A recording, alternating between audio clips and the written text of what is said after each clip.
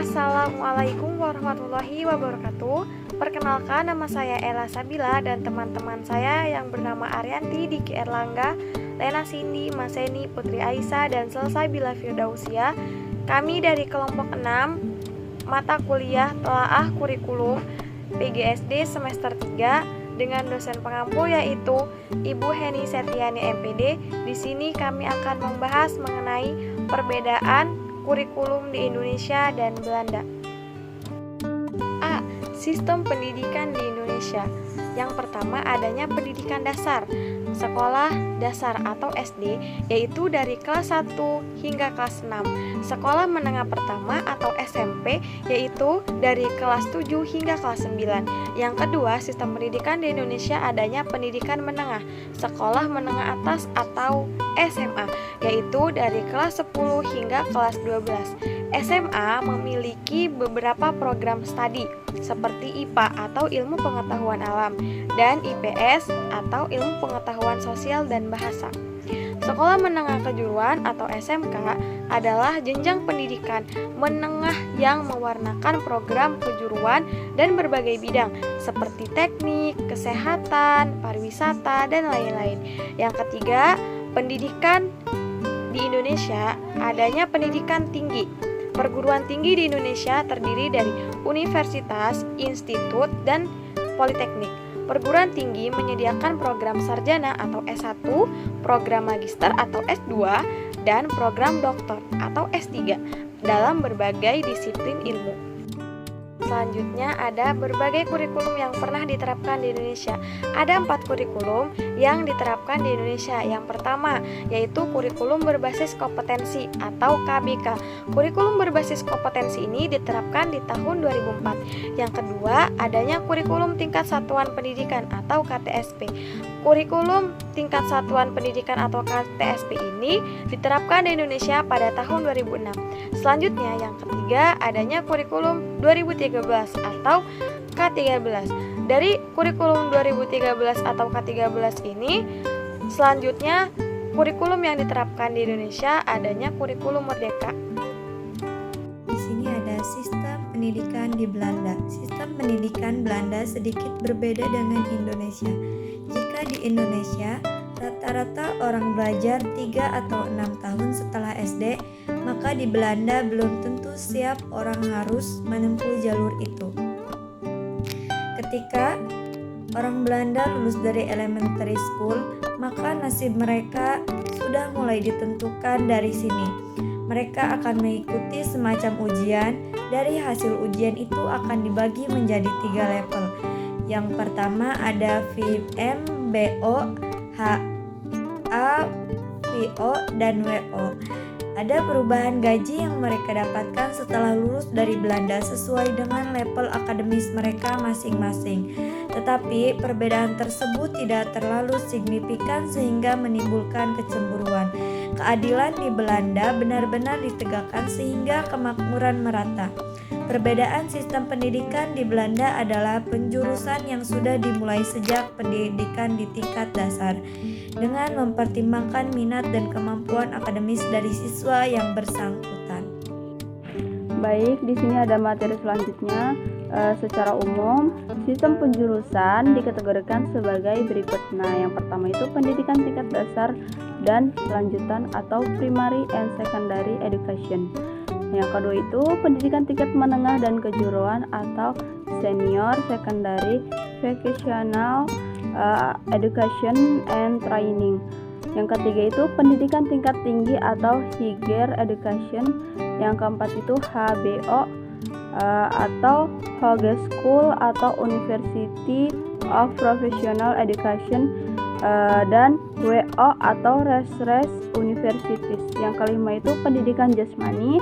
Yang keenam itu pendidikan khusus. Yang ketujuh pendidikan orang dewasa dan pendidikan non formal. Yang terakhir itu sistem kredit dan penilaian. Selanjutnya D. Kurikulum di negara Belanda. Kurikulum sekolah harus mencakupi mata pelajaran yang sama dengan mata pelajaran yang diajarkan pada sekolah dasar biasa. walaupun dimodifikasi untuk usia 7 tahun dan untuk yang mengalami cacat ganda. Anak-anak di bawah usia 7 tahun diajar minimal 800 jam dan anak-anak usia di atas 7 tahun minimal 1000 jam setiap tahun ajaran. Pelajaran biasanya berlangsung selama 5,5 jam dalam sehari. Kurikulum di Belanda dikembangkan oleh sebuah badan yang disebut The Dutch Institution for Curriculum Developers atau SLO. SLO mengembangkan kurikulum mata pelajaran yaitu bahasa, IPA, matematika, TIK, Penjas, dan lain sebagainya.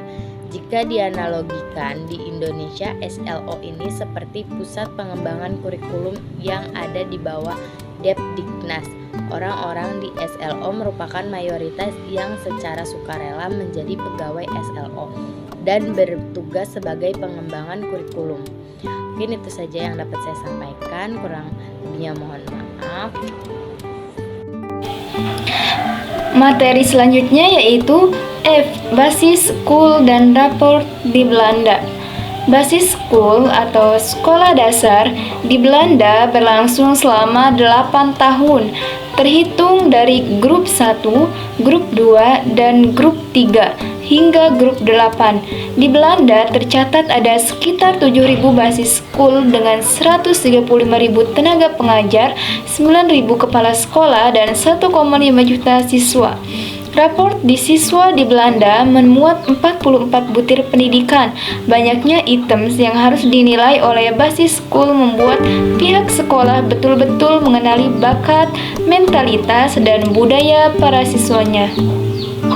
44 butir pendidikan di basis school diantaranya sebagai berikut: bahasa Belanda 11 butir, ekspresi siswa 4 butir, olahraga 2 butir, kelakuan siswa 3 butir, pekerjaan rumah 2 butir, mentalitas siswa 7 butir, katekese 1 butir, dan berhitung 5 butir.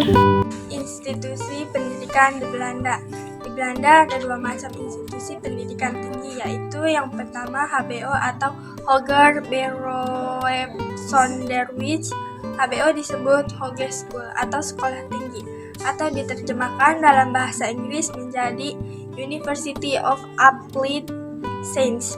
Di Indonesia, HBO ini dapat disetarakan dengan politeknik. Lulusannya dapat langsung bekerja, tetapi biasanya tidak terlalu banyak dibekali pengetahuan teoritis. Yang kedua, WO atau Wetenschaftlich Onderwijs. Biasanya disebut universitas atau teknis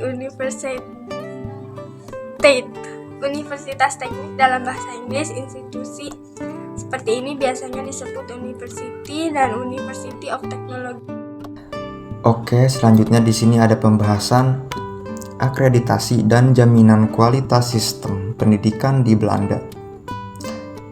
Sejak tahun 2002, akreditasi sistem pendidikan di Belanda diatur oleh Netherlands Flemish Accreditation Organisation atau NVAO.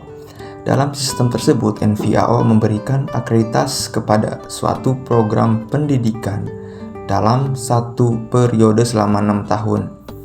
Program yang menerima akreditasi NVAO saja yang akan memperoleh bantuan subsidi dari pemerintah Belanda dan berhak mengeluarkan gelar yang diakui oleh pemerintah Belanda. Jadi di sini ada kesimpulannya, pendidikan di Indonesia terdiri dari beberapa tingkat, yaitu pendidikan dasar, menengah, dan tinggi.